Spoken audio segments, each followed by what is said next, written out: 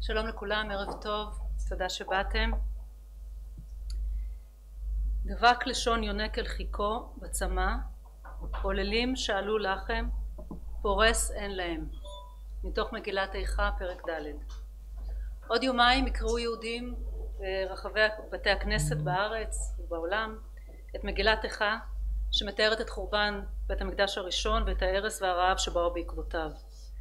בהמשך יאמרו קינות שמבכות טרגדיות פורענויות אחרות שהתרחשו לאורך ההיסטוריה היהודית והתקבעו בזיכרון הקולקטיבי בימים שקדמו וסבבו את תשעה באב. מכל הקינות ומגילת איכה עולה הכאב, ההשפלה, חוסר האונים והתפילה לרחמים. בעקבות האסון של טבח החמאס בדרום ב7 באוקטובר, כששמחת תורה הפכה לתשעה באב, הוסיף המשורר יגיל הרוש לקורפוס הקינות היהודי את קינת בארי, שמתחילה כך: איכה בארי הפכה לקברי, ויום מאורי הפך שחורי, והושחת כל פרי ונהפך שירי, עיניי נובעה מים מעומק שברי. 664 ימים אחרי הטבח, ונדמה שעומקו של השבר רק גדל בקרבנו. הוא גדל בגלל ההפקרה של החטופים, בגלל מותם המתמשך של חיילים צעירים במלחמה איומה שאף פעם לא די לה. הוא גדל בגלל גלי ההדף הפיזיים והנפשיים, מחירי האלימות המתמשכת, האדישות ואטימות הלב של ההנהגה כלפי סבל. אבל השבר גדל גם בגלל מה שקורה ונעשה לאסוננו בשם כולנו, בשם השליטה הישראלית על שטחים נרחבים של רצועת עזה. למול מצור, למול אלפים רעבים שצובעים על מרכזי חלוקות אוכל, תוך כדי שהם מסכנים את נפשם ולעיתים אף מאבדים אותה, למול עוללים שמתים בצמא, שאין פורס להם לחם, מהדהדים בנפשנו ציוויים מוסריים אחרים, מראות ושברים קדומים. ומה שחשובה איננה הקבלה המדויקת בין מאורעות או פרטי הפרטים המדויקים, אלא זיכרון האסונות בנפש, כאבים של עקירה, חורבן קהילות, מוות, גלות, פליטות ורעב, שדווקא יהודים אמורים להכיר כל כך טוב, ובשם הזיכרון הזה היינו אמורים להכיר באחריותנו לפרוס לרעב לחם ולראות פני אדם בתוך כל סבל.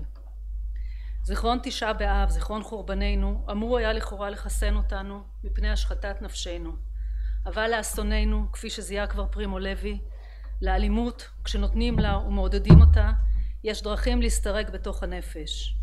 הוא כתב כך: זיכרון ההשפלה מתפשט כמגפה, העלבון הוא מקור נצחי של רוע, הוא מנציח את עצמו בקרב הניצולים וטווה קוריו באלף דרכים נגד רצון הכל. אנחנו רוצים הערב לטוות קורים קצת אחרים, כי זה באמת איננו רצון הכל. דרך לימוד משותף של טקסטים מסוגים שונים שנכתבו מתוך ועל רעב וסבל, לא נרצה לעסוק בשאלה של ממדי הרעב וחלוקת האחריות עליו, אלא נרצה להתמקד באחריות שלנו. האחריות שלנו לשמוע את קריאתם של הרעבים אלינו, והאחריות שלנו לומר בקול ברור: סיימו את המלחמה הארורה הזאת, הפסיקו את מצב הערבה והחזירו את כל החטופים המורעבים והנמקים בשבי. הכרה באסון של עזה אינה מקטינה את עומק השבר של בארי או ניר עוז. אלו אסונות שאינם מוציאים זה את זה אך קשורים באיבם. בהפטרה שקוראים ביום הכיפורים אומר הנביא ישעיהו שהתענית האמיתית סרוגה בהכרה במצוקות האחר ובאחריותנו כלפיו. כך כתוב: הלא פרוס לרעב לחמך ועניים מרודים תביא בית, כי תראה ערום וכיסתו. ורק אז ייבקע כשחר אורך וארוחתך מהרה תצמח, ורק אז תקרא אלוהים ויענה. שלושה דוברים הבילו את הקריאות הערב: פרופסור רות הכהן פינצ'ובר, דוקטור רייף זרק ומיכאל מנקין. אנחנו נעשה את זה במסורת של לימוד ודיון משותף. יש פה תמסירים שתכף נעביר ביניכם. בבקשה, במסגרת הדיון מבקש להתייחס בכבוד לאירוע ולדוברים ולנושאים הקשים שיעלו. אז רק רגע, מה אתה יכול לחלק?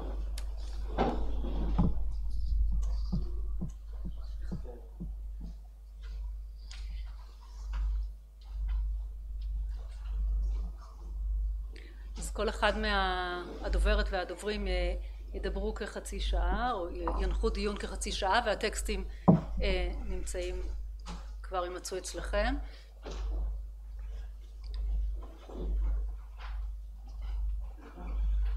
מאור, יש פה עוד על השולחן. אני גם לא יודע, אני אצליח חצי שעה, אני אצליח אפשר לסכם בנושא שלנו. אני אוותר על 10 דקות לטובה. יש המון. מה שאת יכולה לפי דיון, מה שאת יכולה כי דווקא טוב, בוא נעשה בצורה מסוימת. צריך להיות אחרון בכם. נכון. זה מה אתם עושים, אני לא יודעת בעצמי, איך זה מתגלגל. יש לכולם?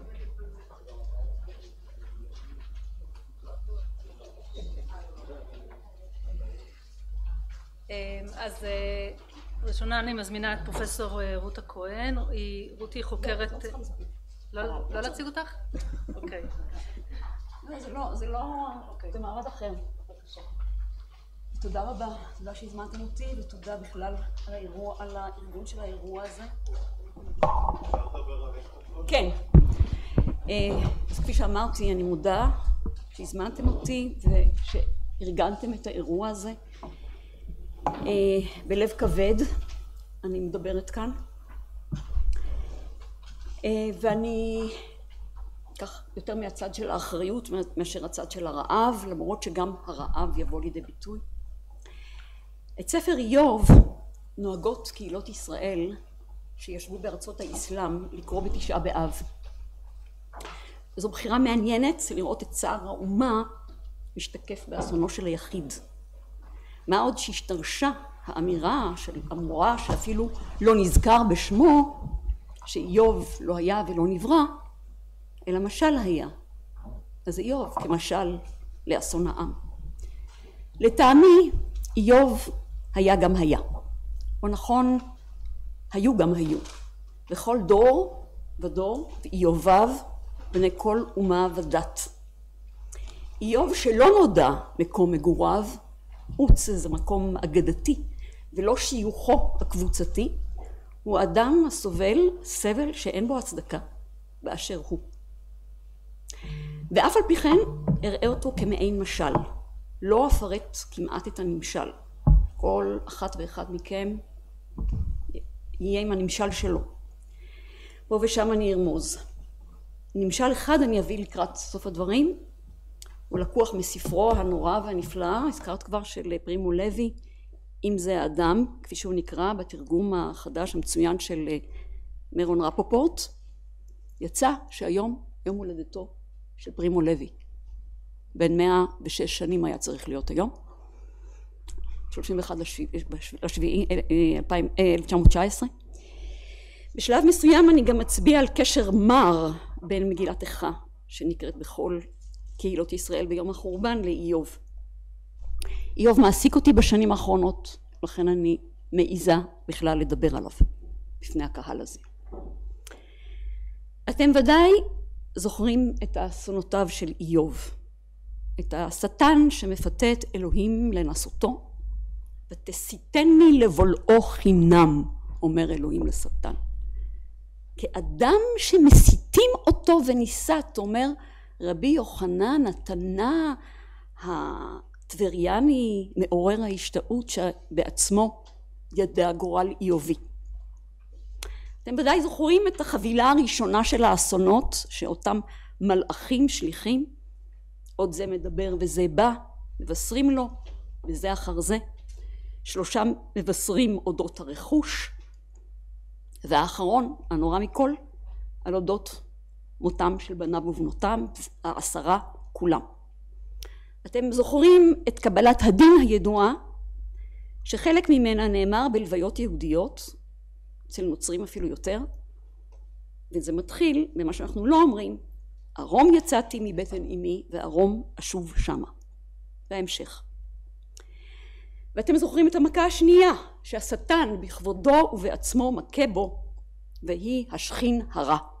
הוא מגיב גם למכה השנייה, תגובה קצת יותר חלשה בסולם האמונה.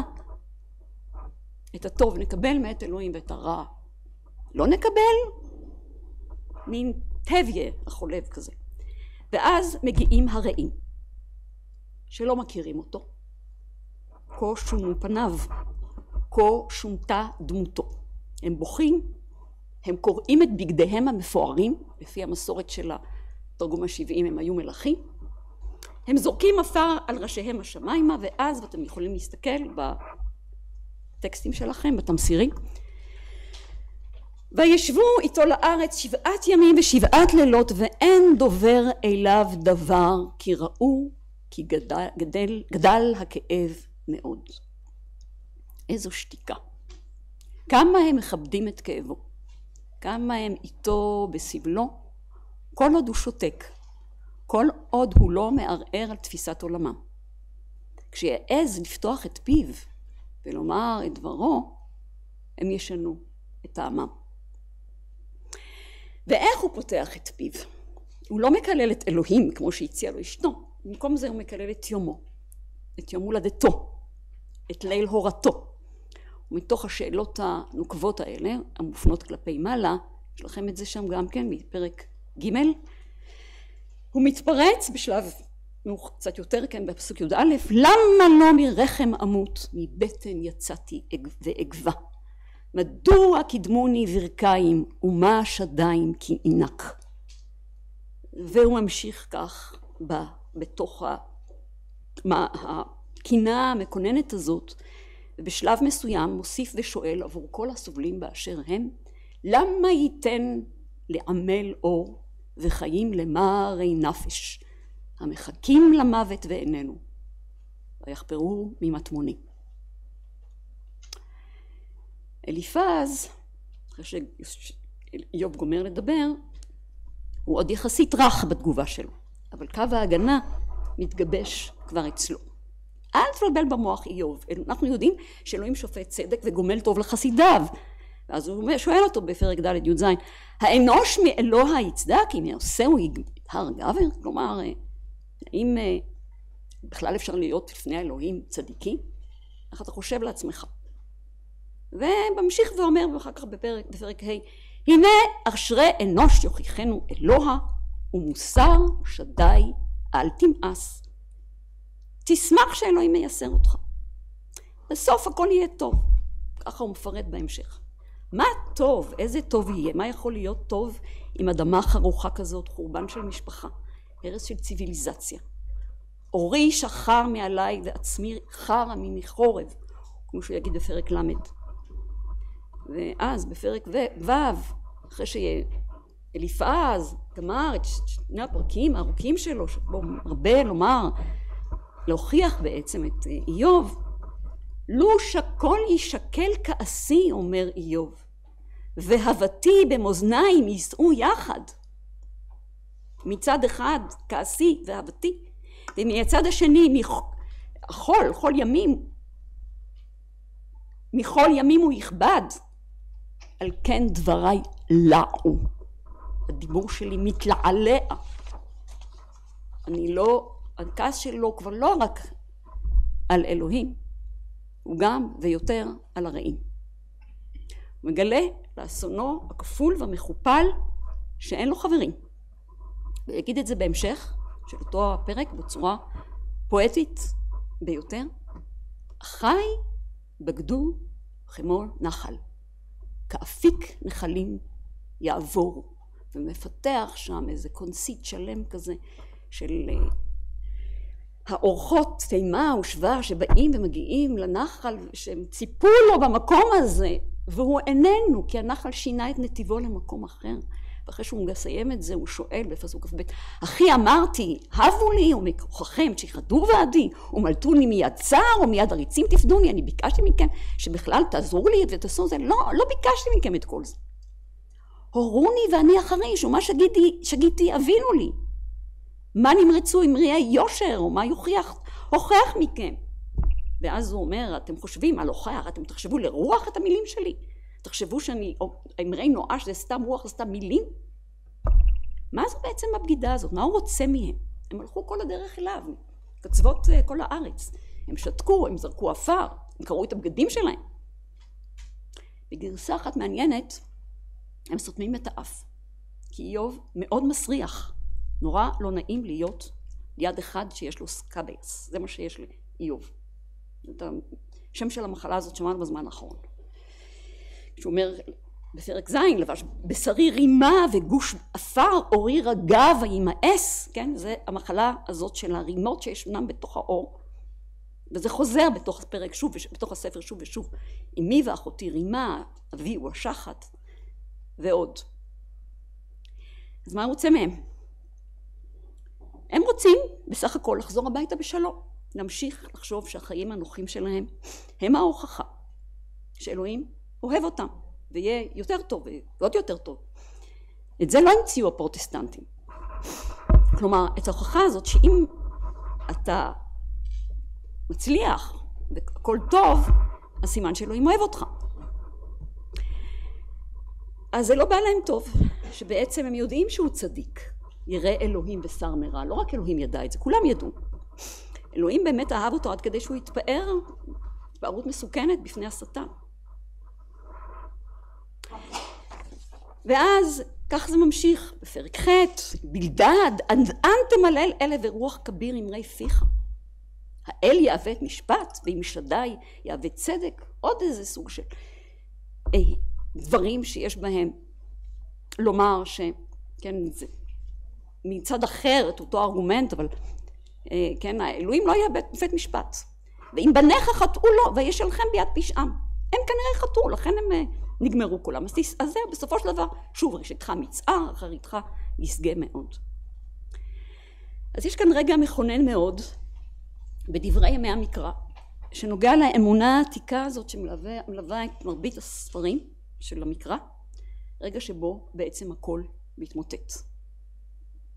האמונה הזאת בשכר ועונש, בתורת הגמול,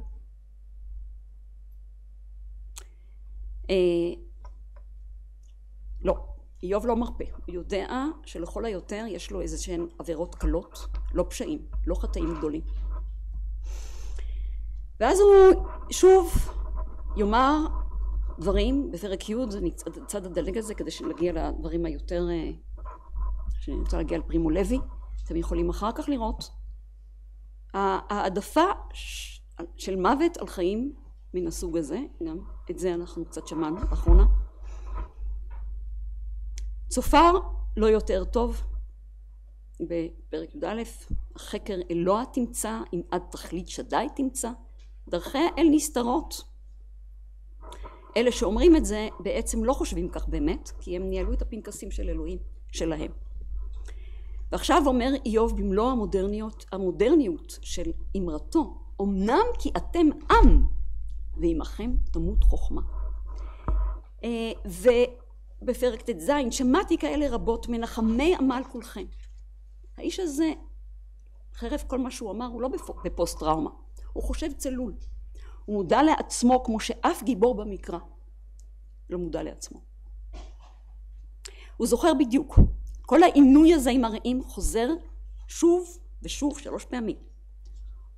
הוא לא נכנע, והם דבקים באמונתם שקורסת לנגד עיניהם העיוורות.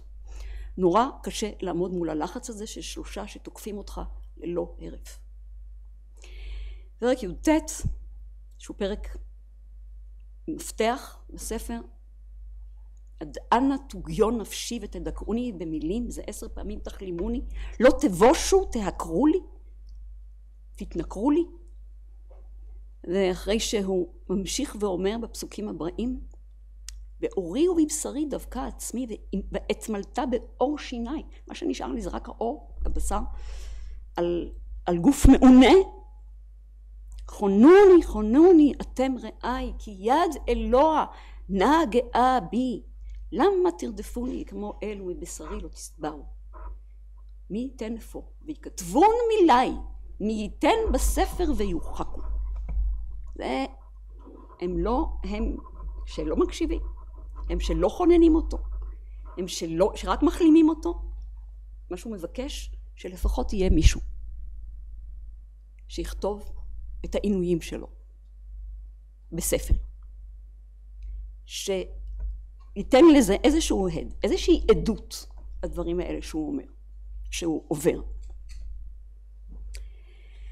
מחבר ספר איוב הבין משהו עמוק על הצמדותם של בני אדם בתפיסות מושרשות שמשרתות אותם, את מעמדם, את קבוצתם, את אומתם, דעת הרוב מול עמדת החלש, העירום, חסר ההגנה, המושפל, העני, המיוסר. הוא הבין שלוותר על תפיסת הגמול שמשרתת כל כך טוב את הציבור. איזה נס היה לי, אנחנו שומעים את זה, לי ולא לא, הוא נהרג לידי, אבל לי היה נס. אחר כך נראה איזה דוגמה. זה קשה יותר אולי מייסורי איוב. מחבר הספר הבין, צריך לומר המון מילים, ולא בטוח שגם זה יעזור. אפילו אלוהים בכבודו ובעצמו, בסופו של דבר יגיד לאליפז וחבריו, שכל זה יסתיים בפרק מ"ב, אומר אדוני אל אליפז התימני, חרה אפי בך ובשני רעיך, כי לא דיברתם אליי נכונה כעבדי איוב. זאת אומרת,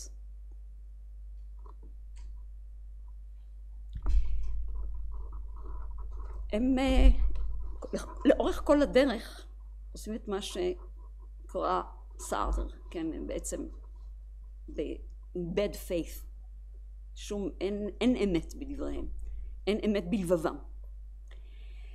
והמחבר רוצה לומר לנו שנשכח מהתפיסה הישנה הזאת, העולם לא מתנהל לפי שכר ועונש, לפי חוקי הטבע הוא מתנהל, בשביל זה יש צורך ב4 פרקים, עמוסי פרטים של נאום אלוהים מן הסערה, בהם אומר אלוהים בין היתר, מי פילג לשטף תעלה ודרך לחזיז קולות, להמטיר על ארץ לא איש, מדבר לא אדם בו.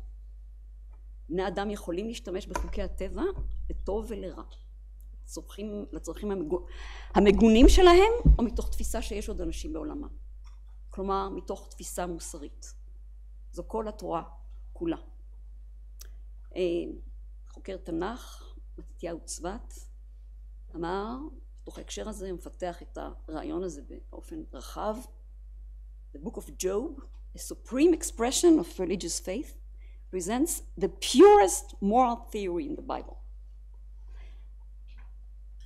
התפיסה המוסרית הטהורה ביותר נמצאת בספר איוב, שאנחנו לא מספיק לומדים אותו. קשה להחזיק בתפיסה הזאת, ההירואית. בני אדם ילדותיים, תמיד הבטיחו להם ההורים והמורים שהם יקבלו פרס, וגם מערכת החוק אומרת שאם הם ינשו הם לא יעשו טוב. וקשה להשתחרר מן ההתניות האלה. לא יכולים להבין שהאחריות של מה שנעשה כאן היא רק של בני האדם. החלק של ביש המזל אינו מבוטל, אבל מרבית הרעות בעולם שלנו, ודאי בעולם המודרני שבו איוב מככב יותר מאשר בזמנים קודמים, נובעות ממה שבני אדם מעוללים לבני ובנות אדם אחרים. אני אדלג על הדבר המעניין הזה. יש קשר בין ספר איוב לבין איכה בעניין הזה של הלעג באמצעים מוזיקליים. רק תראו שם בפרק ל' ואתה נגינתם הייתי ואהי להם למילה, ובאיכה הייתי שחוק לכל עמי נגינתם כל היום. האיש אומר האמת זוכה ללעג, והלעג הזה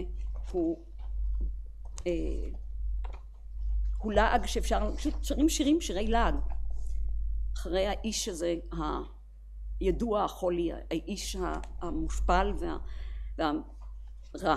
וכשכה הרע גורלו לו. אני מכאן רוצה לעבור ל2-3 קטעים מתוך ספרו של פרימו לוי, שכפי שלמדתי מידידתי מנואלה היקרה שנמצאת מולי, איוב הפך להיות בשביל פרימו לוי למעשה התשתית של כל התפיסה ההומניסטית שלו, ועליה הוא בנה איזה מין תשתית של הספרים שנראים בעיניו וכשהם השפיעו עליו במיוחד. זה מתחיל באיוב, וכשקוראים בספר מתוך הפרספקטיבה של איוב אפשר לראות עד כמה הדבר הזה חזק. אז אנחנו נתחיל מאותו מקום בעמוד 141, אתם רואים את זה לפניכם. למעשה בשביל האזרחים אנחנו הטמאים, האזרחים, באופן גלוי יותר או פחות, עם כל הגוונים שבין בוז לרחמים, סבורים שמשום שנגזר עלינו לחיות את החיים האלה, משום שהידרדרנו למצב הזה שלנו, מן הסתם מחתימה אותנו אשמה מסתורית וחמורה כלשהי. הם שומעים אותנו מדברים בשפות רבות ושונות שאינם מבינים, הנשמעות להם מגוחכות כמו קולות של חיות. רואים אותנו כעבדים מושפלים, ללא שיער, ללא כבוד וללא שם, מוכים מדי יום, מיום ליום יותר עלובים, ואף פעם אינם קוראים בעינינו אור של מרד, או של שלווה, או של אמונה, מה שאי אפשר לומר בדיוק על איוב לגבי הדבר הראשון. הם מכירים אותנו בתור גנבים ולא ראויים לאמון, מלאים בוץ, מרופטים ורעבים, ואגב בלבול בין תוצאה לסיבה, הם שופטים אותנו כמי שראויים להשפלה שלהם. מי יכול להבחין בתווי פנינו? בשבילם אנחנו קצת, גוף סתמי, לא יותר. אגב בלבול בין תוצאה לסיבה.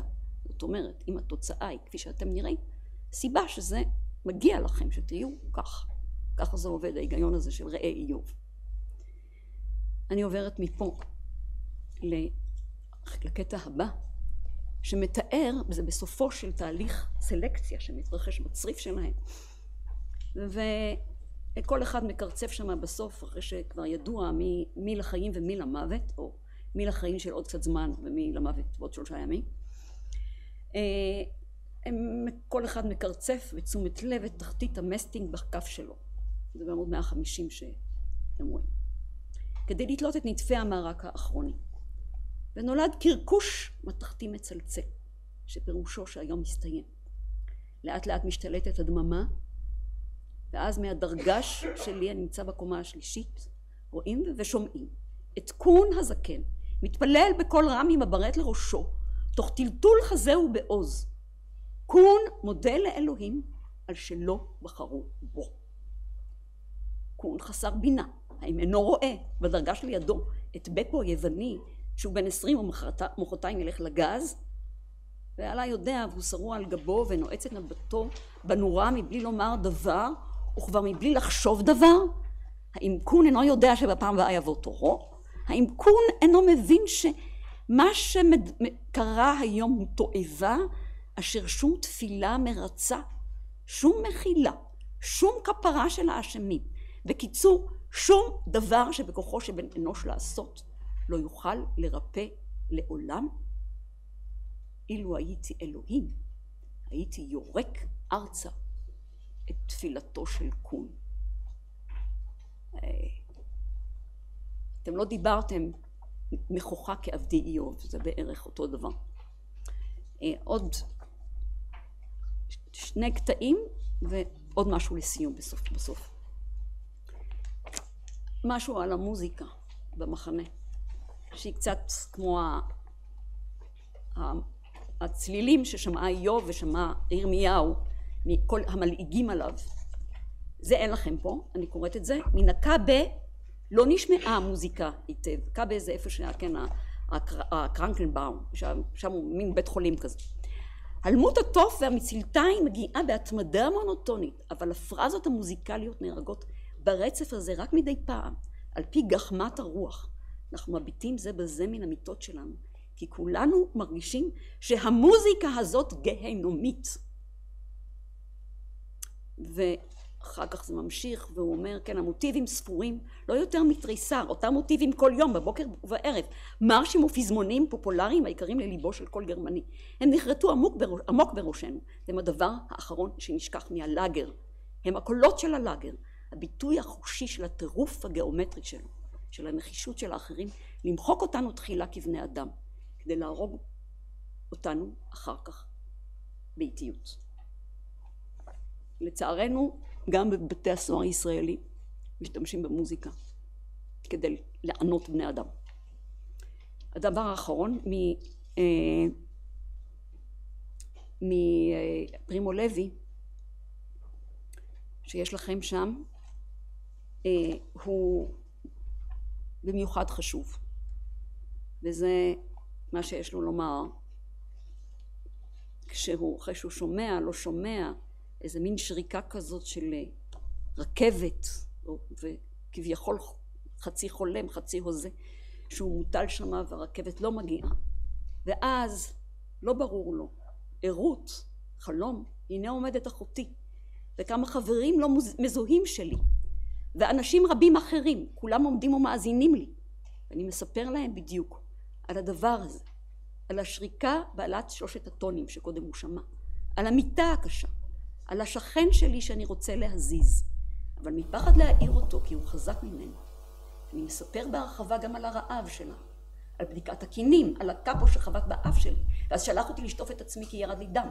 זו הנאה עזה, גופנית, שאין לה ביעה במילים, להימצא בבית שלי בין אנשים ידידותיים, ושיש לי כה הרבה לספר. אבל איני יכול לא להבחין שהמאזינים שלי לא עוקבים אחריי. למעשה, הם אדישים לגמרי. הם מדברים ביניהם בבלבול על דברים אחרים, כאילו איני כאן. אחותי מתבוננת בי, קמה והולכת בלי לומר מילה. ואז נולד בתוכי צער גלמות, כמו אותם כאבים שבקושי זוכרים מהילדות המוקדמת. זה כאב במצבו הטהור, לא מהול בתחושת המציאות ובפלשתם של אירועים חיצוניים, דומה לאלה של ילדים שבוכים. ועדיף לי שוב לעלות על פני השטח, אך הפעם אני פוקח את עיניי בכוונה תחילה, כדי שתהיה לפניי ערובה לכך שאני אכן ער. החלום הזה שהוא חולם, הוא חוזר וחולם בווריאציות קולות, כל פעם מחדש. מתברר שהוא החלום של כולם. כולם חולמים את החלום הזה, החלום שבו הם מספרים לאנשים שבאים, שהם חוזרים ומספרים, ואף אחד לא מקשיב להם. העניין הזה של הקשב, גם איוב, והספר שהוא רצה שכתב, וכתב, אחרת זה לא היה מגיע אלינו, מביא אותי לדבר האחרון, ממש. דבר שיש בו תקווה. הדבר הזה שיש בו תקווה, אני מודה לו במיוחד לאיתמר לוריה, פסיכולוג, פסיכואנליטיקאי שנמצא שם מאחור, ואילנה, ידידתי, אילנה פרדס. איתמר בשבועות האחרונים ניהל דיאלוג במייל, אני מבינה, עם פסיכולוגים שהוא עבד איתם בעזה, ברצועה, במשך כמה שנים טובות, יחד עם חבורה של אנשי בריאות הנפש פה בארץ. והתשובה, התגובה של סלם אלרג'אני, פסיכולוג שבמיוחד איתמר היה איתו בקשר, היא מהמין שפרימו לוי יכול היה לייחל אליו, וגם איוב, ויש בו ברגעים הקשים האלה איזושהי תקווה שדברים יכולים להשתנות. וכך הוא כותב: Your message reached me like a gentle hand on the shoulder amidst a storm. כותב לאיתמר. I cannot fully express how much your words, care and remembrance mean to me and my family during this agonizing time. In a world shaken by grief, destruction and loss, the warmth of human connection, especially from dear friends like you, is a light that helps us carry on. Reading your message brought tears to my eyes. Thank you for taking the time to listen to our stories, to see us not only as people surviving a war, but as human beings striving to keep our dignity, values, and love intact, even as everything around us collapses. It is not easy being a father when your children sleep to the sound of drones instead of lullabies, or when your hands can no longer shield them from the world's cruelty. Your words reminded me that trying, loving, and holding on to what makes us human is already something noble. תודה רבה איתמר, ותודה לכם.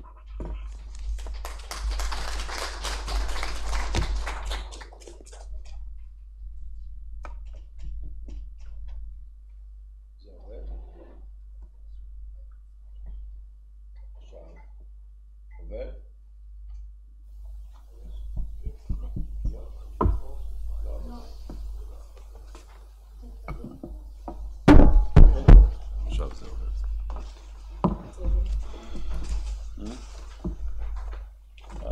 אותם בסוף.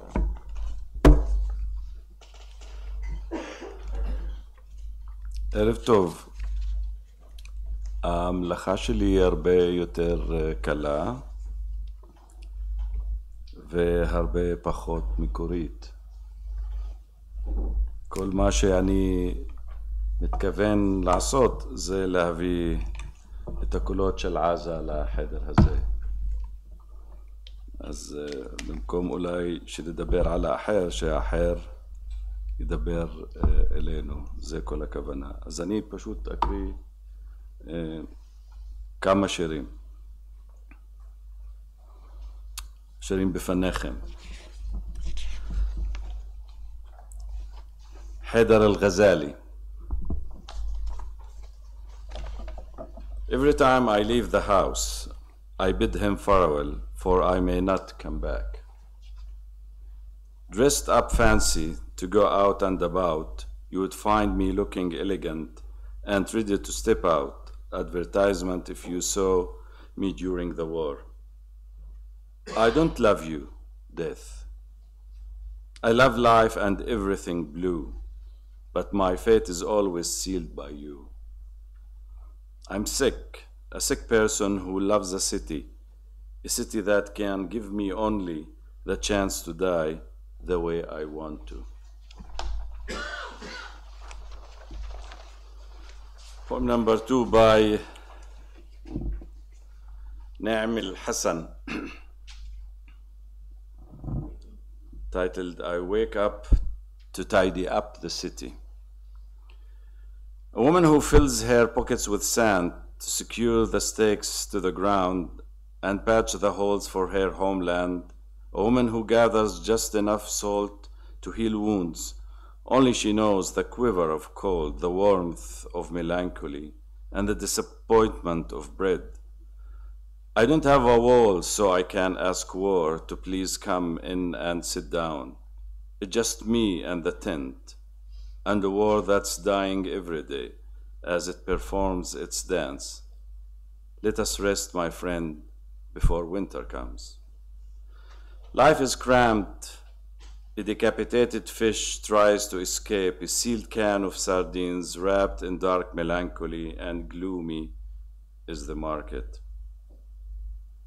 I wake up to tidy up the city, but the stove doesn't work. The coffee seller was killed in an ambush. In no mood for coffee, withered by the cold, I let myself fall asleep again and dream of a garden, a school, a window to polish. A mother who's afraid of dogs gives the stray ward a pat on the shoulder as she searches for the pieces of her child's body. In the morgue coolers of drunkenness, above the banquets that have been set in the fragment of a song and in the morning omitted from the news. A registry official records names and houses, makes a note of the number of streets, then places the sheet in the corner of a tomb and falls asleep.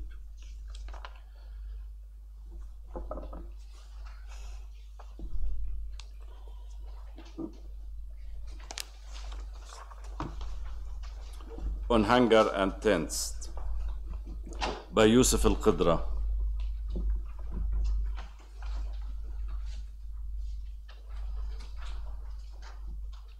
It is here and everywhere, in the falls between the streets, in your weakened step, and in that look before the unspoken question.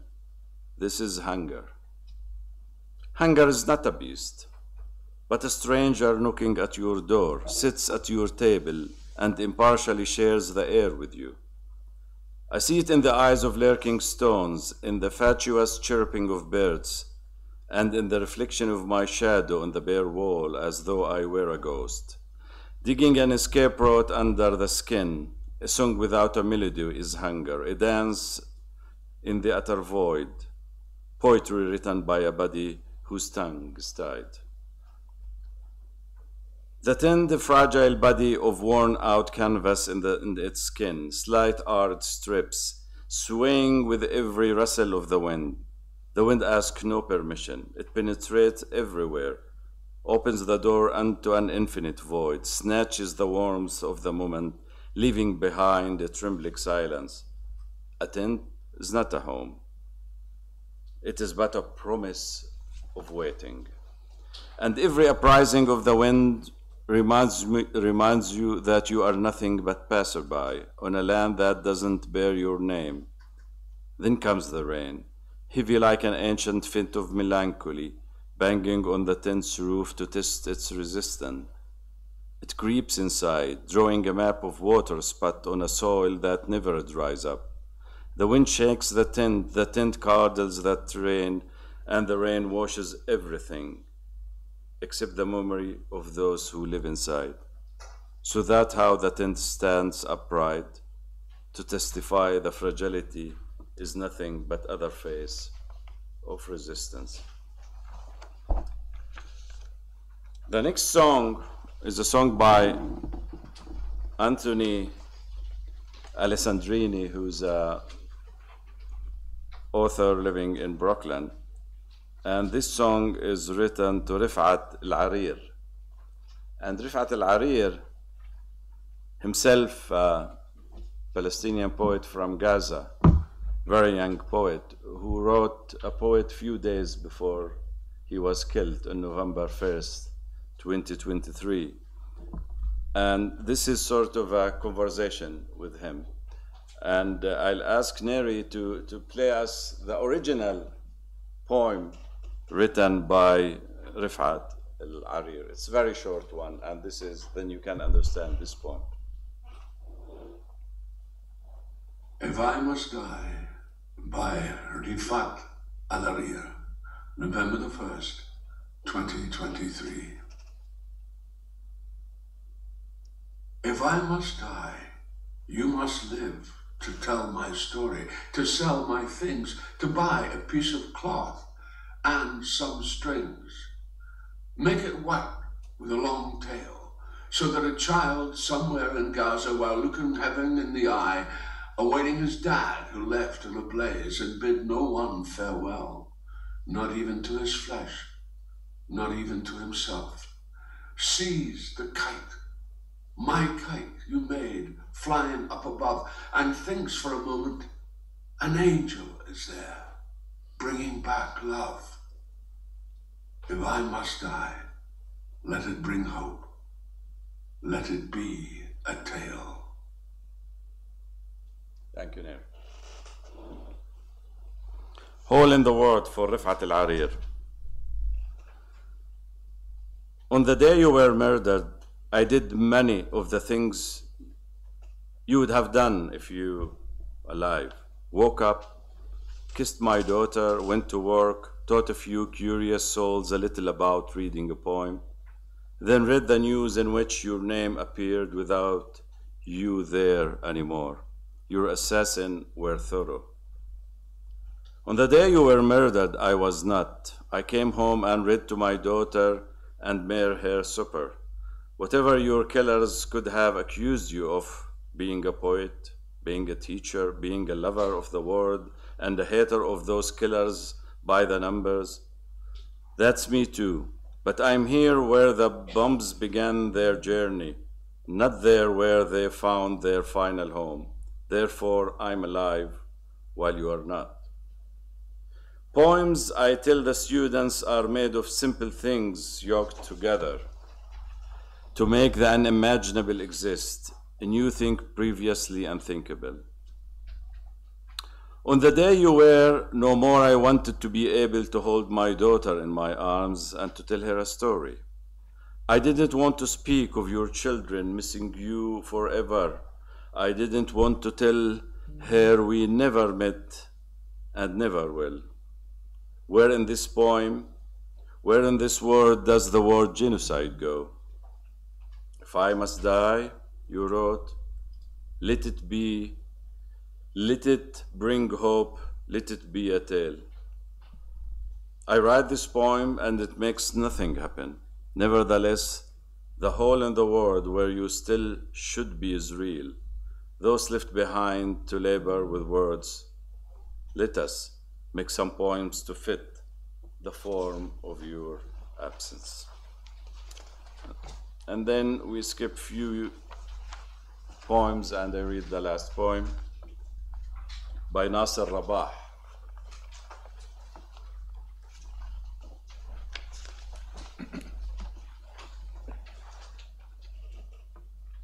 A year. It's been a year since I've heard singing in the street, seen someone dancing at a wedding, a school bus coming or going, a flower passed from one hand to another. For a year we've been passing around the hateful cake of war, not a child left out, nor a garden, a book, a wish. By day, we train our eyes to swim in blood and not get wet. We train them to miscount our missing limbs. At night, we train them to light up the sorrow, to ignite a fire in the timber of waiting. For a year, nothing has happened, and not a single thing has stopped happening. Come, death, open your eyes wide. We are the eternal, unconquerable victims, crying yes in silence, our scream slicing open the gone of the city. We are the victims whose wound is minaret, whose blood trails behind them on the path to Calvary. We are the victims who, unlike other victims, do not get to see the killer of our children. We do not see him in our poems. We do not see him in our streets. We do not see him. A plague you see can never be seen. Thank you.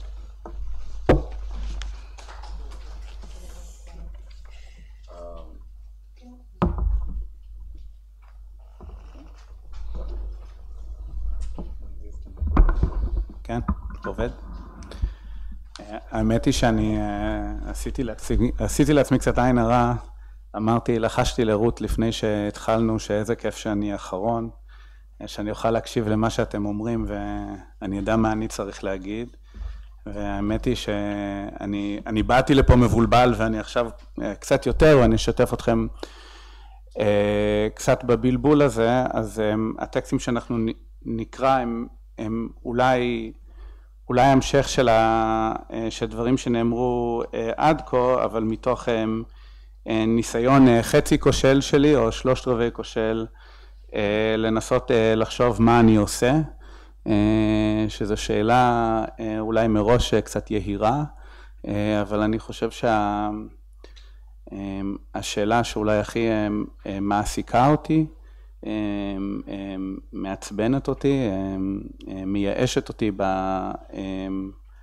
בשנים האחרונות, וודאי בשנה האחרונה, וודאי בחודש האחרון, התחושה שלא משנה מה אני עושה, אין לזה שום יכולת להשפיע על המציאות. שהמציאות היא כל כך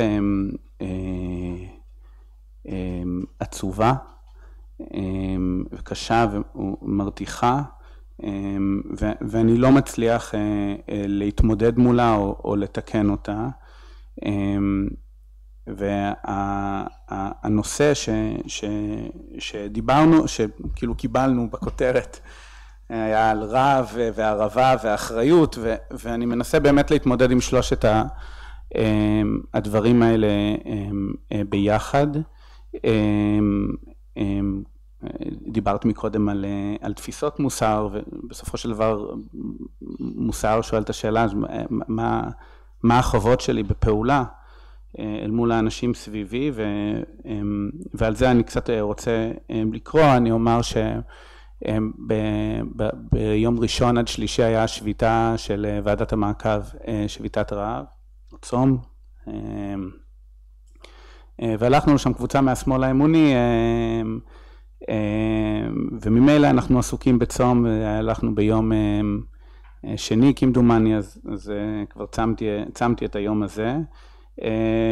גם לחשוב הרבה על תשעה באב שמגיע, ועל משמעות הצום במוצ"ש הקרוב, ואחד מהחבר'ה שבא איתנו, נדב כהן, דיבר עליהם, טקסט של הבן איש חי, אז אמרתי אני אשתף אתכם. האמת היא שהטקסט הזה הוא קל לקריאה, ויש בו אפילו סיפור על בן של מלך, אז הוא עומד בכל הקריטריונים של טקסט שצריך לקרוא. ויש בו גם הרבה, למי שמכיר, יש בו הרבה גם שדומה דווקא מוסרות מוסלמיות על רמדאן. נתחיל איתו ואז נמשיך לראשית חוכמה. אוקיי. הטקסט, אגב, אתם תראו בסוף, הפסקה האחרונה היא מה שרלוונטית באופן ישיר, אבל אי אפשר לוותר על משל, הוא על יום כיפור, אבל נראה לי שהוא רלוונטי גם על תשעה באב, על כל צום. ואמרתי בסייעתא דשמיא במקהלות משה על זה, למלך שהיה לו בן יחיד, משל על זה, סליחה, למלך שהיה לו בן יחיד, אשר יורש העצר שלו, והביא חכם אחד בקיא בכל החוכמות, ומסר בנו בידו ללמדו כל חוכמה, ובפרט מה שנוגע בתכסיסי המלוכה. והחכם לימד את הבן כראוי, ויביאו אצל אביו ויאמר, כבר למד כראוי, תעשה לו קור המבחן. ויבחנהו המלך, ומצאהו שלם בכל, וישמח שמחה גדולה, ויצב לתת לאותו חכם מן האוצר שלו 100,000 זהובים, וגם נתן לו אות הכבוד והשררה. ויען החכם ויאמר למלך, עוד נשאר דבר אחד שצריך אני ללמדו, ודי לזה זמן שעה אחת, על כן תשלח אותו לביתי ואלמדהו. ויאמר המלך, טוב הדבר. וישלח את בנו לבית החכם. והנה החכם סגר את הדלת, ויתפוס את בן המלך, ויתן בסד רגליו, ויוכהו 50 מלקות על רגליו. עד כי התחיל הדם להיות שוטט כזרם מים. והבן צועק ואין מושיע לו. אחר כך הניח אותו תוך עגלה אחת, וישלחהו אצל אביו. וירא המלך את בנו צועק וגונח, והדם שוטט מרגליו. ויאמר מה לך? וספר לאביו. והמלך נתמלא חימה, וגזר לתלות את החכם על העץ. אך ציווה שיביאו אצלו קודם הצליבה, לשאול אותו על המעשה הרע שעשה. ויביאו לפני המלך, ויאמר המלך, כבר גזרתי לצלוב אותך, ואם יש קשה מצליבה, הייתי עושה לך, ורק אגד לי מה השטות הזאת שעלתה בדעתך להרע לבני רעה כזאת. ועבדת בידיים שכר העצום, והכבוד שהייתי לוקח. כן. ויאמר החכם, אני נאמן במלאכתי, ולא אעשה רמייה. לכך השלמתי מלאכי. יען המלך במשפט, יעמיד הארץ. וכל אדם שעושה דבר חוץ לשורה, יעבור משפטו לפניו. אך העונש צריך להיות כפי מדרגת החטא. והזדמן שיבוא לפניו דין אדם אחד, שגנב 100 דינרים, והוא יחרוץ עליו משפט להכותו 1000 מלקות. והוא מחמת שמימיו אפילו פרעוש לא עקצו, מחמת השמירה שעושים לו, אינו יודע כמה הוא שיעור צער המלקות, ובאמת אם יכו 300 ימות, ואם 500 יהיה גופו בחתיכות חתיכות, אך כיוון שגזר 1000 מלקות דבר המלך, אין להשיב ויקור, וזה ימות מיתה משונה על גנבת סעד דינר, כמה עוול עשה זה במשפט. לכך הכתיב מקלות שיעור, שיוכל לסבול, כדי שיוכל לשער צער המלקות. עד כמה מגיע ב10 ועד כמה מגיע 50 ועוד ועוד, ואז ידע לגזור העונש הראוי לפי העוון. וישמח המלך על דבריו ויוסיף לו מתנה יותר על המתנתו. וכן עניין העשירים, מימיהם לא ראו רעבון, ולכן אם יבוא אני רעב, הוא ובני ביתו, בתכלית הרעבון ויצעקו ללחם, לא ידעו כמה מגיע צער הרעבון כדי שיחוסו עליו, לתת לו מיד להשביע רעבונו ורעבון בני ביתו. ואפשר שלא ייתנו לו כלל. לכן ציווה השם יתברך לעשירים ולעניים שיצומו יום אחד בשנה, לילה ויום, ב10 לחודש תשרי, ואני מוסיף בתשעה באב, כדי שהעשיר, כשיצא ערבית מבית הכנסת, רעב וצמא וחלוש, בכל איבריו ידע לשער צער הרעבון עד כמה מגיע. לכך לא יתמהמה מלתת לעני הרעב והצועק ללחם. וכן העניין בדוחק משא ומתן שהזדמן לעשיר, אף על פי שהוא עודנו בתוקף מזל ההצלחה.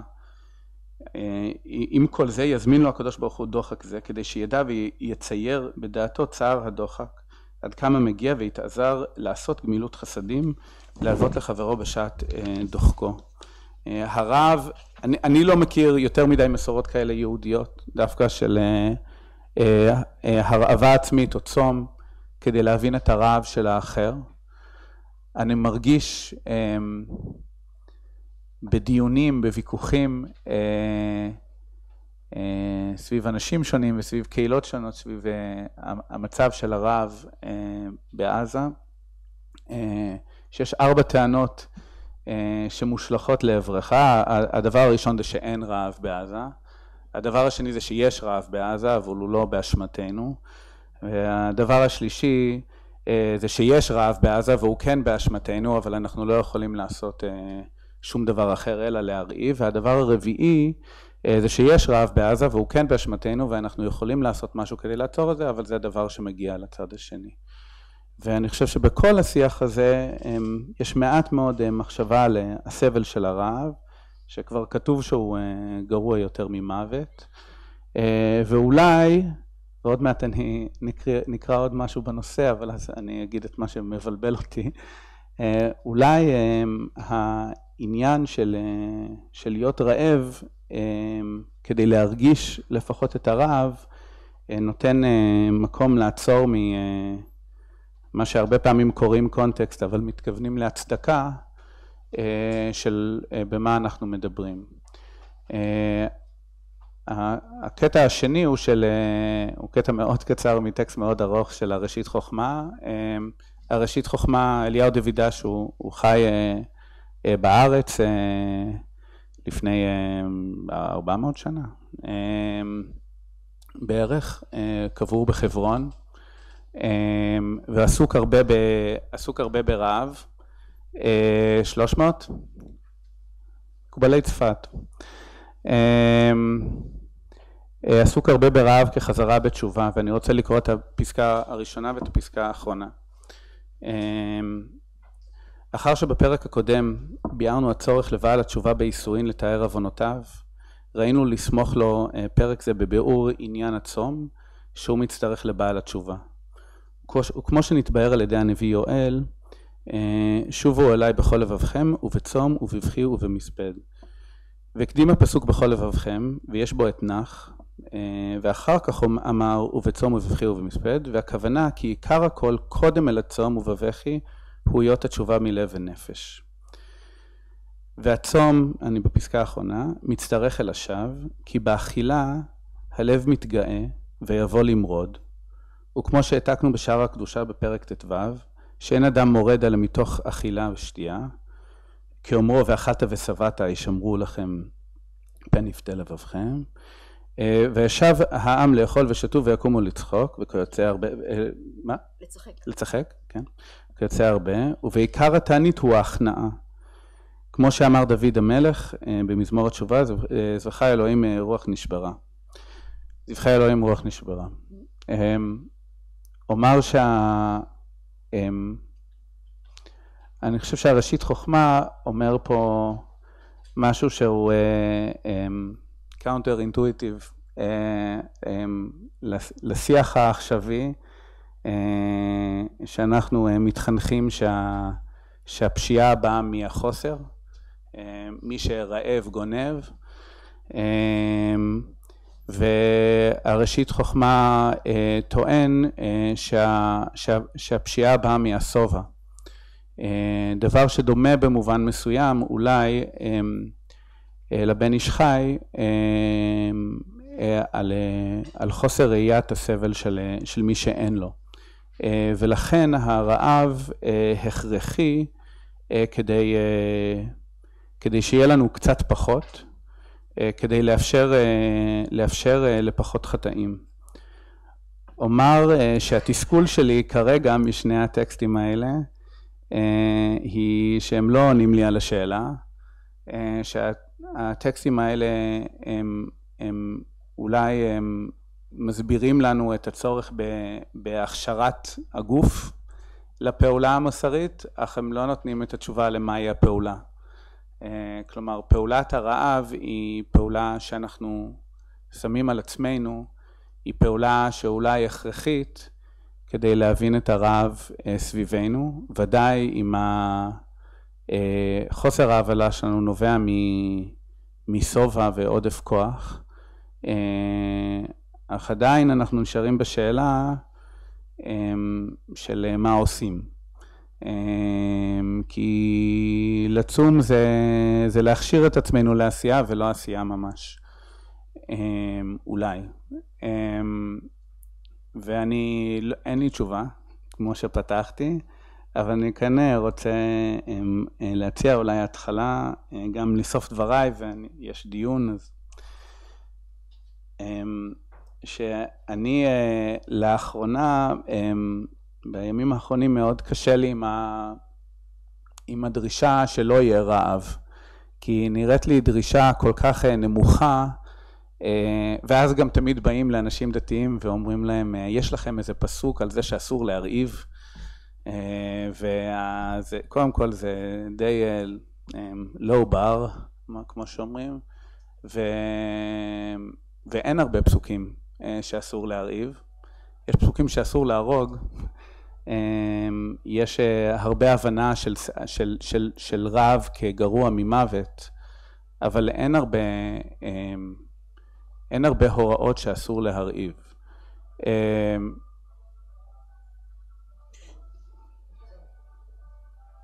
Nicht diese Töne. יום יבוא.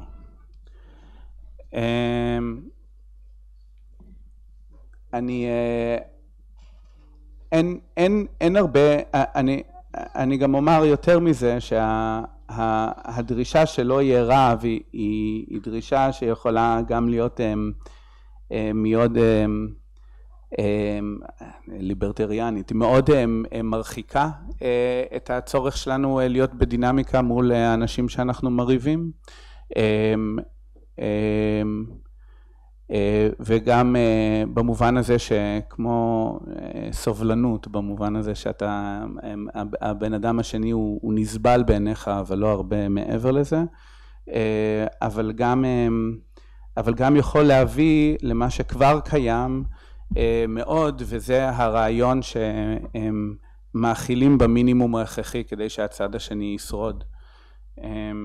אז אני חושב על זה המון, ובאמת אין הרבה כאמור על אי ערבה, אבל יש הרבה מאוד על הדרישה להאכיל, שהיא דרישה לדעתי שונה מלא להרעיב, והיא דרישה מרכזית במסורת שלנו ובמסורות האחרות. היא גם הבנה מרכזית של מה התפקיד של הקדוש ברוך הוא בעולם שאנחנו צריכים להידמות לו. הוא הקדוש ברוך הוא כמאכיל. והעניין עם פעולת ההאכלה היא שהיא לא יכולה לפתור דברים גדולים, אבל אולי יכולה לפתור דברים קטנים יותר, כי כל אחד יכול לעשות את זה לפי יכולתו. והעניין גם עם פעולת ההאכלה זה שכשאתה מאכיל מישהו במה שיש לך, אז יש לך קצת פחות. אני חושב שהחובה המרכזית בחיים של היהודים כיום זה שיהיה לנו פחות ממה שיש לנו עכשיו, שזה דבר שכמדומני שאסור לומר, אבל אני חושב שחשוב שיהיה לנו פחות, גם פחות משאבים וגם פחות ביטחון במובן המחולן של המילה. ובתוך כך פעולת ההאכלה היא לא נותנת לי תשובה שמעוררת בי תקווה, כי רעב נמשך, ואני לא יכול להשפיע על כך באמת, אבל היא כן נותנת לי יכולת לפעול על פי החובות שלי כאדם, כיהודי, ואולי בזה אפשר להסתפק בתשעת הימים. אז אלה המחשבות שלי.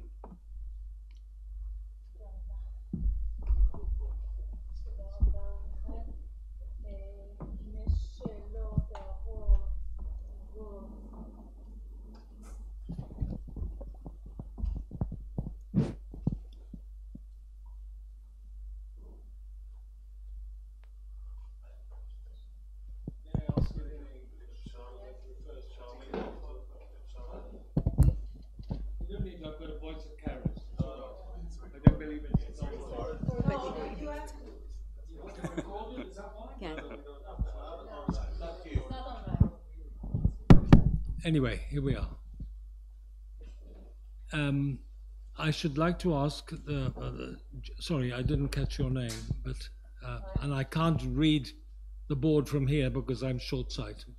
The gentleman in the blue shirt, if I may ask you. Dr. Reifel. Sorry? Dr. Reifel. Again, sorry? Dr. Reifel. Oh, no, fair enough. Okay, yes, okay. I think the gentleman in the blue shirt sounds quite good, actually. That's almost poetic. There we are. Anyway, what I wanted to ask you personally is the following. Have you any idea of what the readership of these poems is? I mean, who is reading them, other than you reading it to us? What would the readership, do you think, be? Is my question clear or not? No? I don't know. I'll rephrase it. I don't know the readers of these poems. Sorry? These poems are out. Some read them, some don't. So I don't know who's the readership of these. No, because, I mean, the way that the poets phrase their poems seem very much addressed to Israel. I'm just wondering if Hamas reads them, for example, if they're read in Saudi Arabia, if they're read in Qatar, I've no idea. I realize that you have to know English in order to be able to understand them, but I'm just wondering about what sort of readership these poems have. Thank you. I simply don't know, but these poems were written in Arabic, so I assume most of the readers of these poems coming from the Arab world. Later on, they were translated to English, so I hope that is an answer.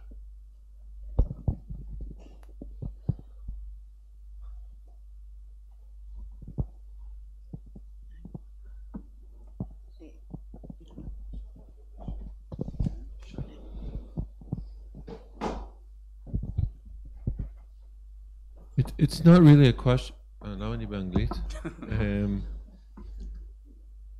זו לא שאלה, זה יותר אובזרבציה, אבל אולי אתם תרצו להתייחס אליה, כי משהו שמצאתי, היו הרבה קווים חותכים בין השיחות שלכם, גם על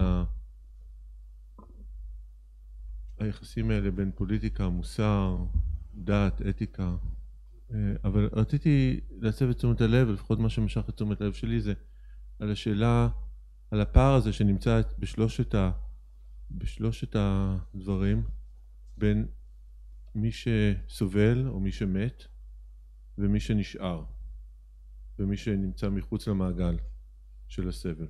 וזה גם קצת, מיכאל ממש הביא את זה לכאן, לשאלה של איפה אנחנו עומדים מול עזה, אבל אני חשבתי שזה בדברים של רותה, גם החברים מול איוב וגם קון, מר קון מול הבחור היווני, וגם אצל רייף בין המשורר שנשאר בחיים מול המשורר שאיננו,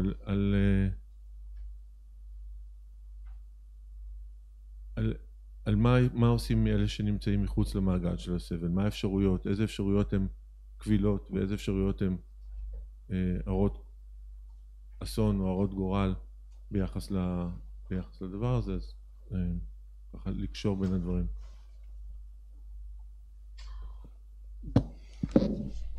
אני אומרת, אני מרגישה, הדיבור של איוב, המתלעלע, זה גם הדיבור שלנו. במובן הזה אני אפילו הרגשתי תוך כדי דיבור שאני פחות יכולה לדבר ממה שרציתי. כי יש איזו אי הלימה מאוד גדולה בין הניסיון לומר משהו שהוא קיים ברובד אינטלקטואלי ודברים שהם דבורים על אופניהם בצורה אחרת כשנותנים הרצאה מסודרת בתוך הקשר אקדמי או אינטלקטואלי אחר. יש לך ארגומנט וכן הלאה והוא קיים בספירה שלו. ושם אתה יכול לומר ולפתח את הדברים. וכאן הניסיון לומר, ברגע שמתקרבים מהמקום היותר משלי, גם אתה השתמשת במשל, מיכאל, מהמשל לאיזשהו נמשל, ננסה גם, במובן הזה גם איוב הוא משל וגם פרימו לוי הוא משל, וכל דבר שאנחנו אומרים, כן, והממשות, אתה שואל על הממשות עצמה באיזשהו אופן. וגם אתה דיברת על ממשות. ואנחנו פה שבעים, אני חושבת שחלקנו הגדול מתייחס גם לדברים שלך, כשאנחנו אוכלים את ארוחותינו,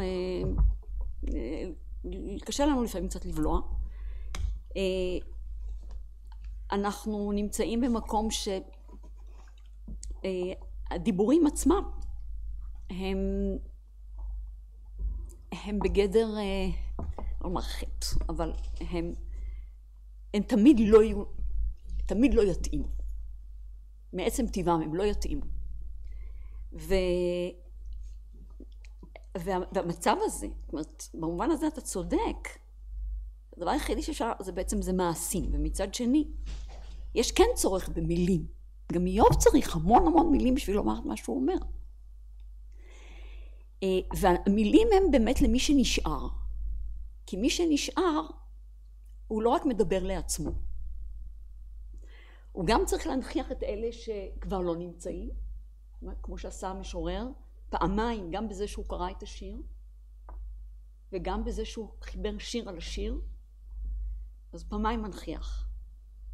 ואנחנו, שאנחנו נשארים, בשלב הזה, בכל אופן, אז אנחנו קודם כל צריכים לומר משהו לעצמנו, כמו שאיוב היה צריך להגיד לעצמו הרבה דברים, כדי שהוא ידע איפה הוא נמצא בכלל. אנחנו צריכים את המילים האלה בשביל לתת לעצמנו איזה שהן קואורדינטות במציאות. והמילים האלה, ואנחנו חוזרים על המון מילים שיש המון מלל בתוך כל המציאות שאנחנו נמצאים בה. ויחד עם זה, זה לא רק בשביל שאנחנו נבהיר לעצמנו, וההבהרה היא מאוד קשה, גם בגלל זה שיש כל כך הרבה ערפל על כל כך הרבה דברים, אבל גם משום שאנחנו צריכים לא רק לעצמנו להבהיר, אלא גם לאנשים שסביבנו, ולכאלה שיש להם הרבה פחות מושג, או בגלל שהם לא רוצים, או בגלל שהם לא יודעים, או בגלל שהם מאוד צעירים, מכל מיני סיבות כאלה ואחרות.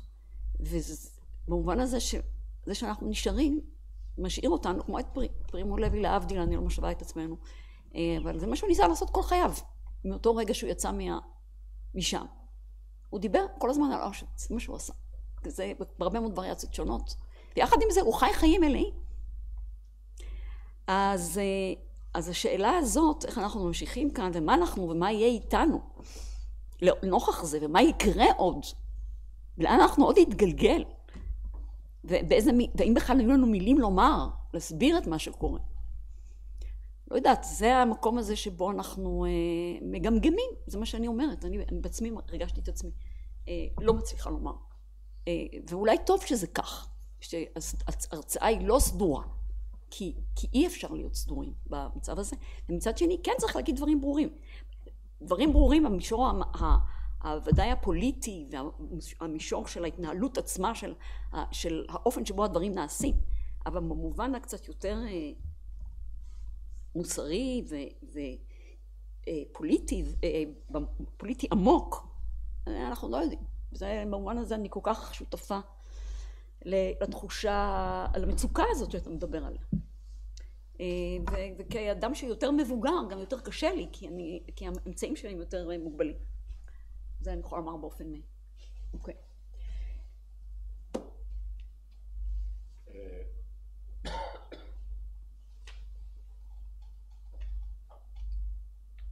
תראה, המשורר כבר נתן לך חלק מהתשובה. הוא אומר, if I must die, let it bring hope, let it be a tale. אז אולי הדבר הקשה ממוות זה או למות לבד, או למות ללא משמעות, או שכחה. בגלל זה הכללה הקשה ביותר זה יימח שמו. זה לא שהוא ימות, אלא יימח שמו. כי יימח שמו אתה היה כלא היה, אבל אם אתה חי באמת מסיבה כלשהי, אז לפחות אתה יכול לתת משמעות למוות. ומה שקשה יותר ממוות זה אובדן המשמעות. לכן כל כך קשה למות לבד. אתה רוצה למות בתוך קומפני, כי זה נותן למוות שלך סוג מסוים של הקשר, וההקשר הזה מאפשר משמעות שמעניק לכל החיים שלך סוג מסוים של משמעות. אז קודם כל אני חושב לסרווייברס קודם כל יש את החובה לשמוע, ואני אנסתי את הקהל לשמוע. זה סוג מסוים של הפרעה, של חדירה לאוזניים של האנשים, להכריח אותם לדיזוננס, לארגן את העולם שלהם באופן כזה שמכריח את האנשים האלה, כי עזה הפכה להיות מקום מעבר לחוק, מוסר, אתיקה, מעבר לכל דבר. מה עושים איתו בתור מקום, אבל אנשים איבדו את התחושה לחשוב שיש אנשים שם. ואני בהמשך לדברים של רות, כלומר, אני התחלתי לכתוב מאמר ארוך שהיה בתיאוריה וביקורת על העצמי שבהגנה עצמית, ואני חושב כל הזמן על הנושא הזה. כלומר, להניח שיש עצמי והוא מגן על עצמו, זה פשוט אשליה. העצמי הוא תולדה של המעשה.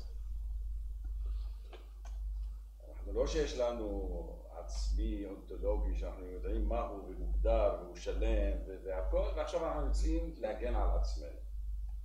זו החברה בהתהוות, והמעשים עושים את העצמי הזה.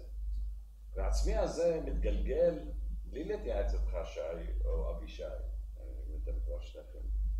הוא לא מתייעץ איתך, הוא הופך אותך לחברה רוצחת על כורחך, אתה לא בוחר בזה, אתה פשוט מתגלגל לתוך זה. אז איך העצמי הזה יארגן את עצמו, אני לא יודע.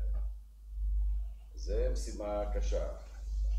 אז ברור שהקורבן הראשון הם הפלסטינים בעזה והפלסטינים בכלל, אבל קורה משהו נורא גדול שקשה לחשוב על הממדים שלו.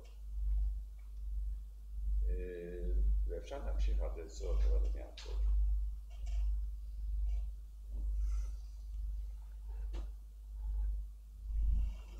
יש שם מאחורה.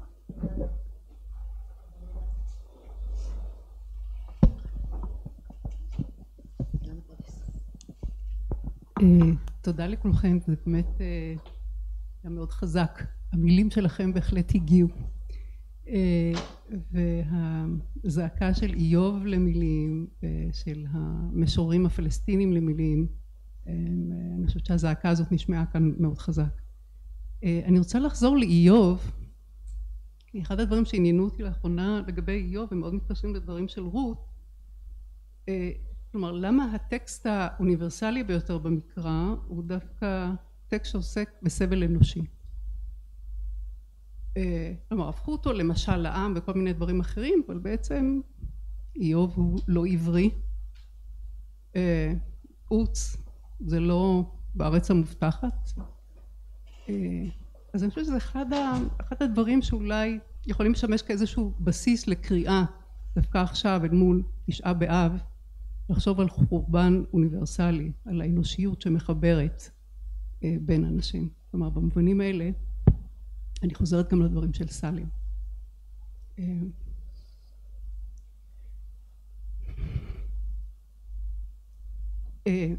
עכשיו, אני חושבת שמה שספר איוב נותן לנו גם, כלומר זה בו זמנית איזושהי קריאה להכיר באנושיות המשותפת, ויחד עם זאת הבהרה או איזשהו ניסיון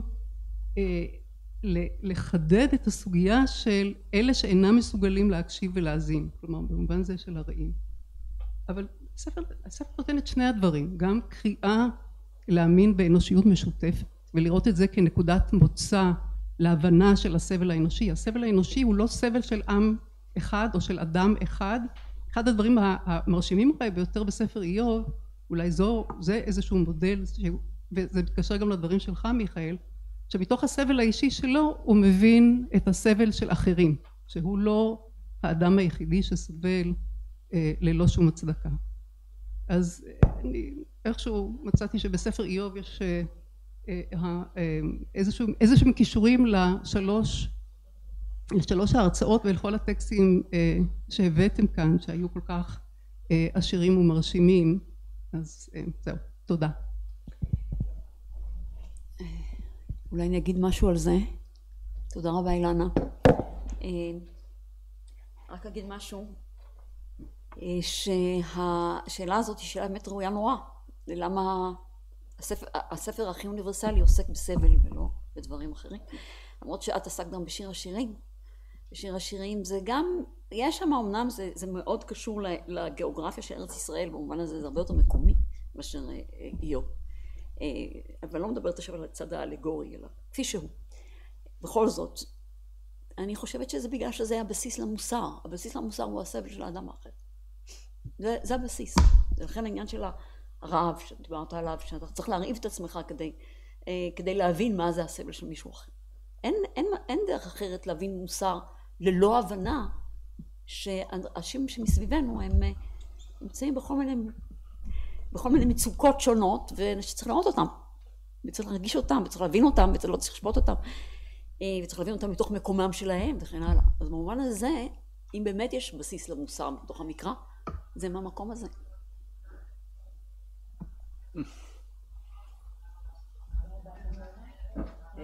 מנו.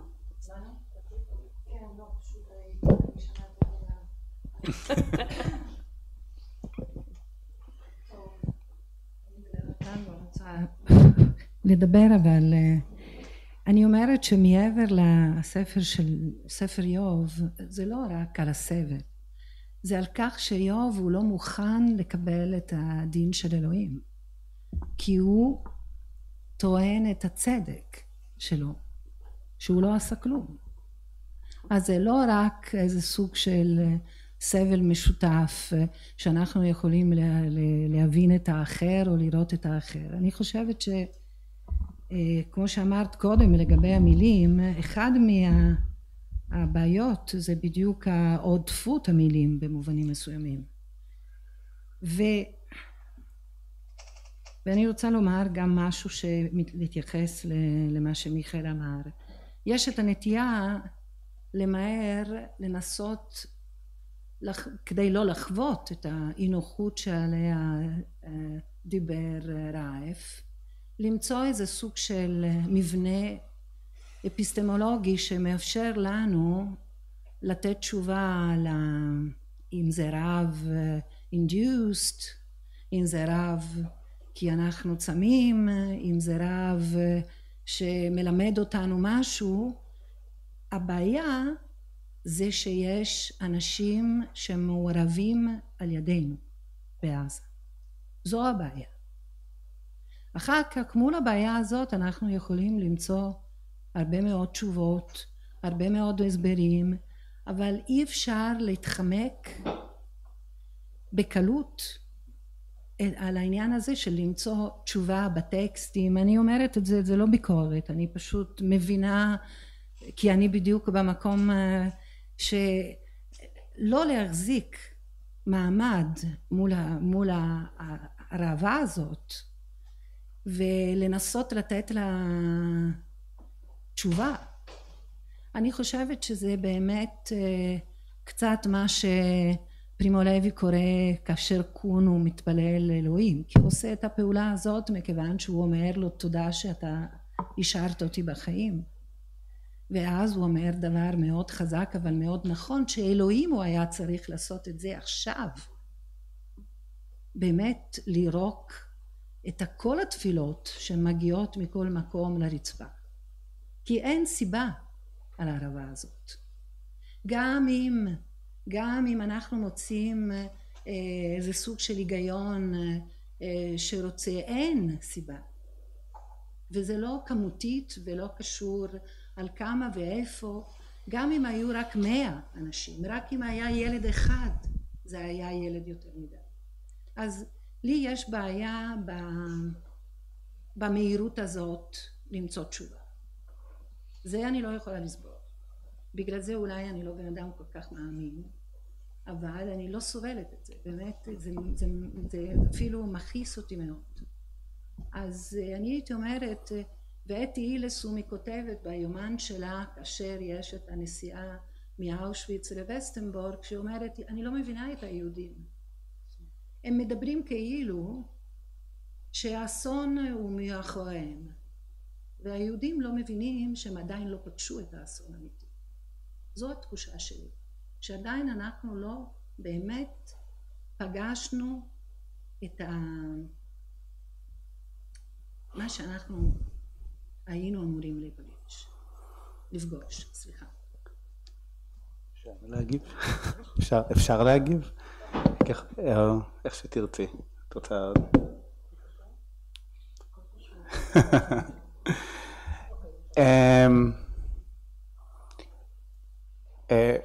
ראשית כמובן הפער הוא שאני צם כי אני מחויב לצום, כלומר זה גם הסיבה שאני מקיים מצוות, אני מחויב לעשות אותם, זה לא עניין של משהו שנותן לי משמעות.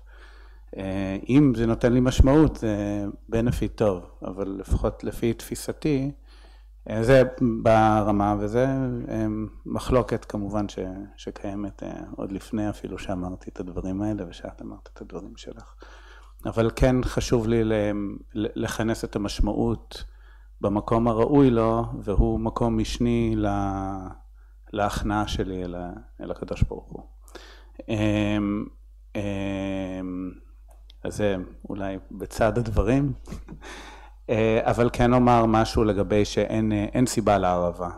יש סיבה להרעבה. ואני חושב שאנחנו צריכים להסתכל על הסיבות להרעבה, והסיבה להרעבה להבנתי היא לא קשורה רק או בעיקר לדה-הומניזציה, למרות שיש ודאי מימד של דה-הומניזציה. היא קשורה לאיבה, היא קשורה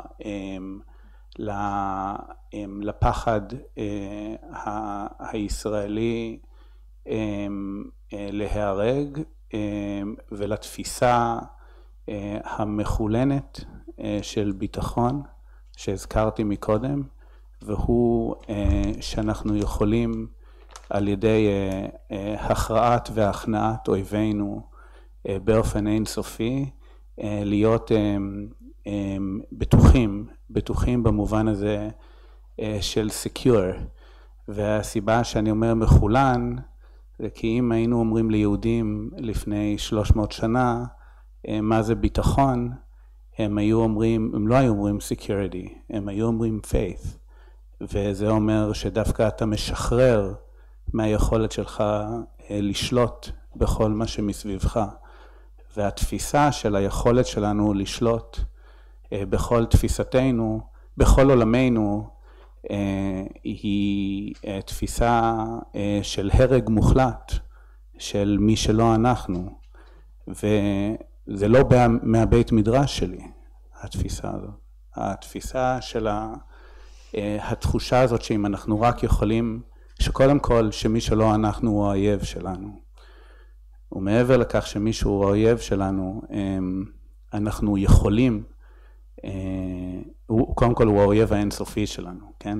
תמיד יהיה לנו רוב, תמיד אנחנו צריכים רוב, שזה אומר שהם תמיד יהיו אויבים. שעומדת בבסיס של ההבנה המחולנת של היהודי, היא תפיסה שאנחנו צריכים להתמודד איתה גם כדתיים, גם אנחנו מחולנים היום. אבל כמדומני שהשאלה של למה אנחנו מריבים את העזתים היא שאלה הכרחית היום לשאול, ואני מרגיש שהמהירות שבו אנחנו אומרים שאנחנו עושים לצד השני דה-הומניזציה, שכמובן זה לא רק מהשיח שלנו, הסימן שאלה מעל שאלת הדה-הומניזציה. אני חושב שאנחנו מבינים שהם בני אדם, ואנחנו כאילו זה המדינה. שאנחנו מבינים שהם בני אדם, ואנחנו לא חושבים שיש בהם איזה זרע מיסטי, אלא הם עמלקים פגעו בנו, עוד משהו מחולן, והדרך להתמודד עם מי שפגע בך זה להרוג אותו. ועל ידי זה יהיה לנו ביטחון מוחלט. ביטחון מוחלט או ניצחון מוחלט, או הרג מוחלט, או מוות מוחלט. זה הסיבה שאנחנו מאפשרים לעצמנו להרעיב בני אדם. וכשאמרתי שאנחנו צריכים שיהיה לנו פחות ביטחון, לזה התכוונתי. אז לפחות בהקשר הזה זו אולי מה שניסיתי להגיד.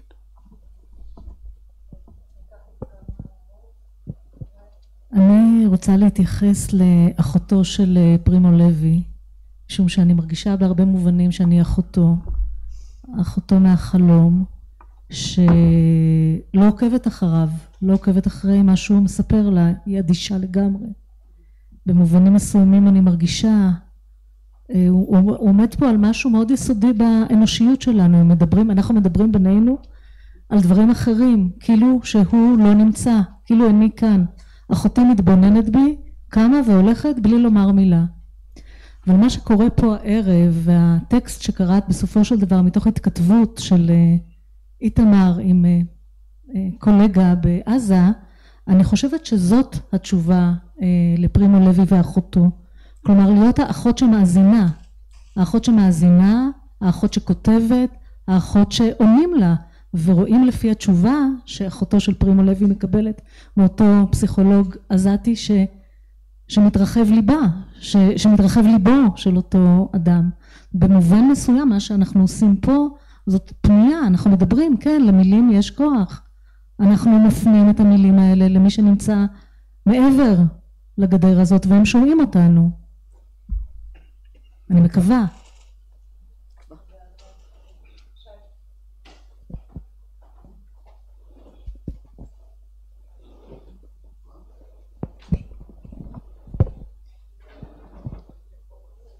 קודם כל תודה רבה, זה היה מאוד מרגש, וגם השתיקות וגם חוסר היכולת להגיד דברים.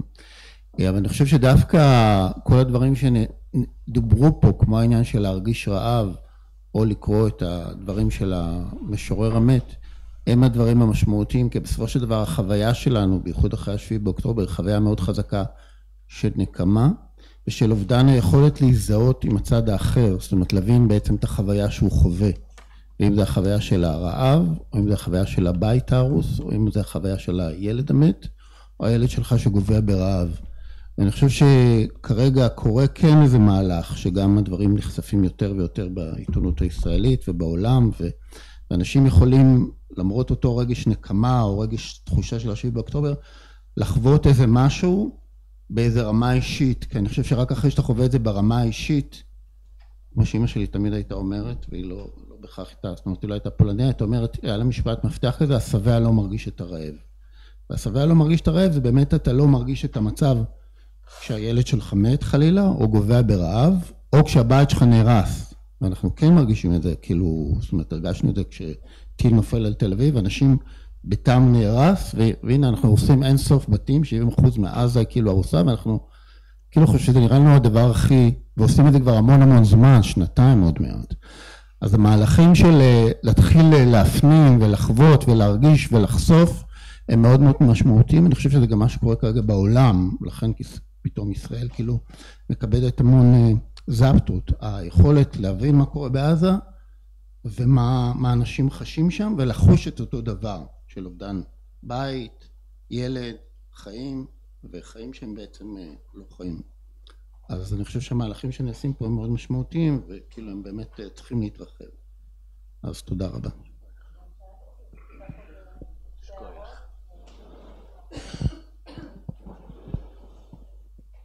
רציתי לדבר על התודעה פה בחדר.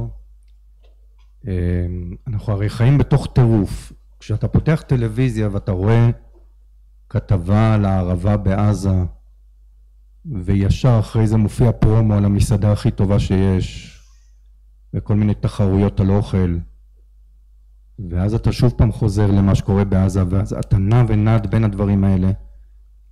ובינינו, עכשיו שאנחנו עושים את הדיון הזה, הרי אחרי זה נלך לאיזה מסעדה טובה, ונשב עם החברים שלנו, עם הקרובים שלנו. זאת אומרת, אין לנו יכולת באמת להזדהות, במלוא מובן המילה, עם הסבל שיש שם. אני לא מזלזל בדיון שיש פה. המילים, כמו שאמרתם, חשובות מאוד. הן נותנות משקל גדול מאוד לשינוי, אבל לא יהיה שינוי כשאתה חי בתוך בועה. והבועה הישראלית היא לראות, כן, יש אנשים שרואים את הסבל הפלסטיני, אבל הם חיים בעולם שלהם, זה עולם אחר לגמרי. איך פותרים את זה? אני יכול לצרף אותך לכל מיני פעילויות. אני גיליתי פה מישהו שאנחנו נעוט עליו לאחר. אני חושב שיש הכרעה של לא לחיות חיים, אפשר לחיות חיים של פעילות ופעולה. אני, כפי שאמרתי, אני מתוסכל מהיעדר היכולת שלי אולי להשפיע באופן שהייתי רוצה, אבל בהחלט לצורך העניין, כשאתה חי נגד הכיבוש, אתה פחות כובש. אבל צריך לחיות נגד הכיבוש בהקשר הזה. וזה הכרעות פוליטיות יומיומיות שנראה לי מאוד אפשר לעשות, וגם הן יכולות אפילו לעשות קצת טוב.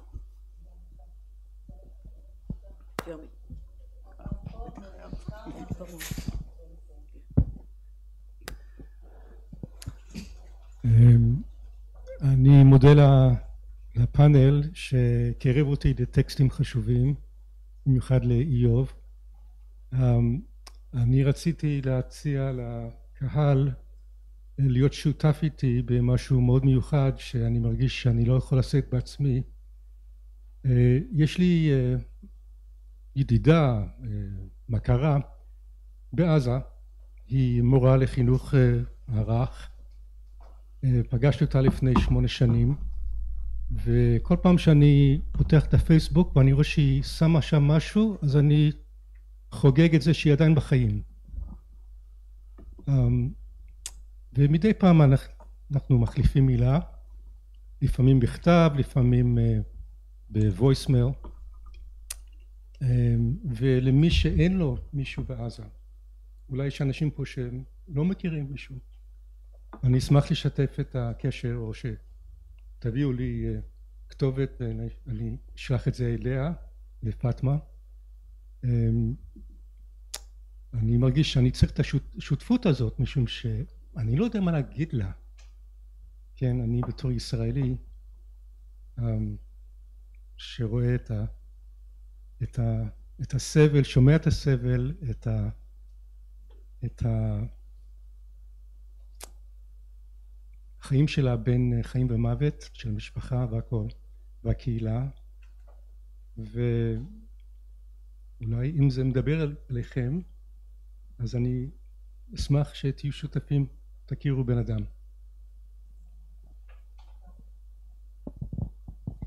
אז אני קודם רציתי ממש להודות לכם, גם שנגעתם בכל הדברים וגם שעשיתם את זה מאוד מאוד בעדינות.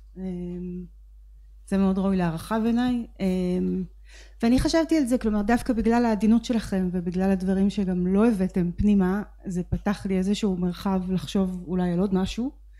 וזה שגם האחות וגם הרעים וגם הסיפורים, הם מביאים באמת איזה החיים האלה בבועה או איזה חוסר יכולת להזדהות, אבל באחד השירים שרייף הביא היה גם את זה לא מטאפורה, כן, אבל את הפצצה שיש לה שני צדדים, נכון, שהיא יוצאת ממקום אחד והיא מגיעה למקום אחר, ובמובן הזה זה לא שאנחנו רק חיים באיזה עולם אחר, אנחנו גם מי ששולח את הפצצות, וזה היה, את זה הבאתם רק ואיכשהו דווקא בגלל העדינות הזאת, לדעתי חלק מהאלם ובאמת מההתלעלעות הזאת, זה שאנחנו לא יודעים מה לעשות עם זה, זה איך לנהל את זה. אז זה לא רק שאנחנו לא, בעיניי אנחנו לא הולכים לשבת במסעדה, אנחנו שם, זאת אומרת הילדים שלנו שם והם שולחים את הפצצות ובעצמם מאוד מאוד סובלים ובכל זאת שולחים, זאת אומרת יש פה איזו מורכבות שהיא גם, היא לא רק בהיעדר תקשורת, היא גם בתקשורת איומה. זהו, תודה.